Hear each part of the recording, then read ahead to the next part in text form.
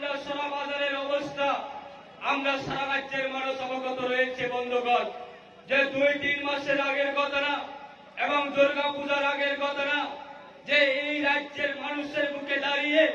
এবং এই গন্ডাছড়াটাকে কিভাবে ষড়যন্ত্র তৈরি করে এই গন্ডাছড়ার মাধ্যমে গন্ডাছড়া এলাকা থেকে সারা রাজ্যের মানুষের কাছে কিভাবে এই রাজ্যের যে সরকারের বিভিন্ন উন্নয়নমূলক কাজ এবং এই সরকারকে কিভাবে কালিমালিপ্ত করা যায়, সরকারকে কিভাবে বদনাম করা যায়, একটা ছোট্ট অংশ যে তাদের পরিষ্কারভাবে তারা জানে যে এই রাজ্যের মানুষ কোনোদিনে তাদেরকে আগামী দিনে আর সমর্থন করবে না। কিন্তু এই গন্ডাছড়া এলাকা দাঁড়িয়ে মানুষকে কিভাবে বিভ্রান্ত করে এবং এই গন্ডাছড়া দাঁড়িয়ে কিভাবে বিভেদ সৃষ্টি করে মানুষকে কিভাবে মানুষের মধ্যে কিভাবে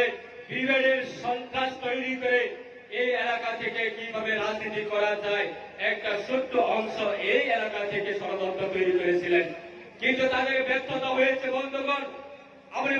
কবরের মুসলমান আমাদের বিশ্বাস যে 2018 বিধানসভা নির্বাচনে আমরা আইপিএফ এবং বিজেপি এই রাজ্যের মধ্যে বুকে দাঁড়িয়ে আমরা 2018 বিধানসভা নির্বাচনে আমরা 28 হয়েছি। কেন 28 হয়েছি বন্ধুগণ আপনারা জানেন? নির্বাচনে আমাদের স্বর্গীয় আইপিএফ মাননীয় সভাপতি, স্বর্গীয় প্রাক্তন সভাপতি আমাদের এনসি দেববর্মা মহোদয়ের নেতৃত্বে আমরা বিজেপির সঙ্গে 28 হয়েছি। শুধু আমরা বিধায়ক হওয়ার জন্য নয়, শুধু আমাদের নেতারা যারা রয়েছেন তাদের শুধু ব্যক্তিগত বেনিফিটের জন্য আমরা আইপিএফ বিজেপি 28 হয়নি, আমরা কেন্দ্রের বিজেপির সঙ্গে 28 হয়েছে। আমাদের বিভিন্ন চার্টার অফ ডিমান্ডকে কেন্দ্র করে, বিভিন্ন দাবি দাওয়াকে কেন্দ্র করে আমাদের বিশ্বাস রয়েছে যে কেন্দ্রের সরকারের কাছে, এবং আমাদের বিশ্বাস রয়েছে দেশের আমাদের সকলের প্রিয় প্রধানমন্ত্রী নরেন্দ্র ভাই মোদীর প্রতি আমাদের বিশ্বাস রয়েছে, এবং দেশের স্বরাষ্ট্রমন্ত্রী অমিত শাহজির কাছে আমাদের বিশ্বাস রয়েছে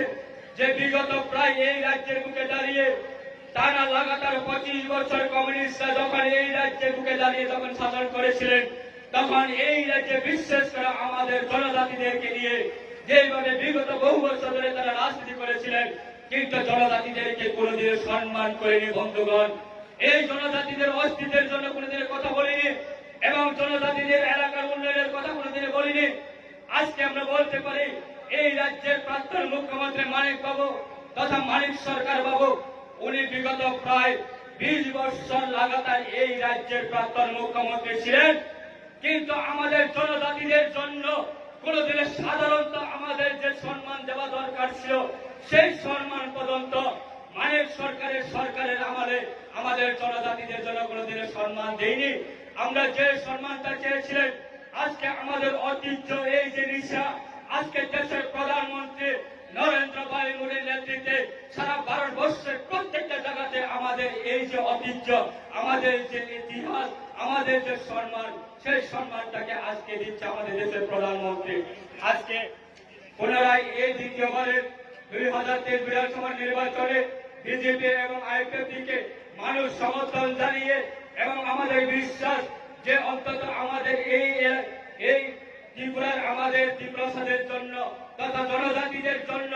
অন্তত আমাদেরকে যে কমিটমেন্ট দিয়েছিলেন 2018 বিধানসভা নির্বাচনের আগে, সেই কমিটমেন্ট, সেই প্রতিশ্রুতি অন্তত আমাদেরকে দেবে, সেটা বিশ্বাস রেখে আজকে দিন পর্যন্ত আমরা বিজেপিদের সঙ্গে আমরা সামিল, বিজেপিদের সঙ্গে আমরা একজোট হয়ে আজকে সরকারের ক্ষমতাতে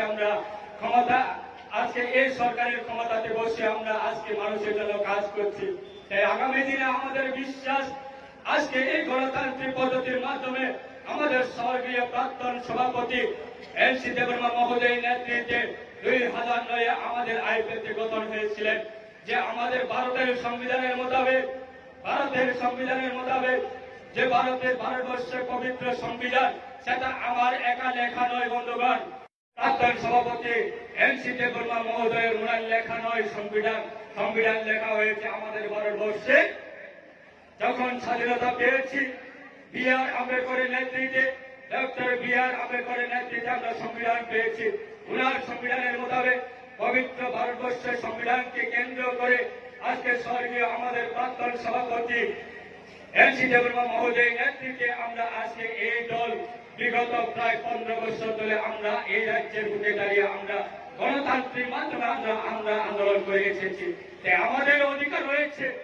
এবং আমাদের অধিকার, সেই অধিকারকে আমরা কিভাবে আদায় করা যায় এই লক্ষ্যে আজকে দিন পর্যন্ত দাঁড়িয়ে আমরা এই দলের মাধ্যমে আমরা রাজ্যের প্রত্যেকটা প্রান্তে আমরা গণতান্ত্রিক পদ্ধতির মাধ্যমে আমরা আন্দোলন করছি। বন্ধুগণ, আমার এভাবে লড়াই স্থানীয় কমনের মুসলমান করতে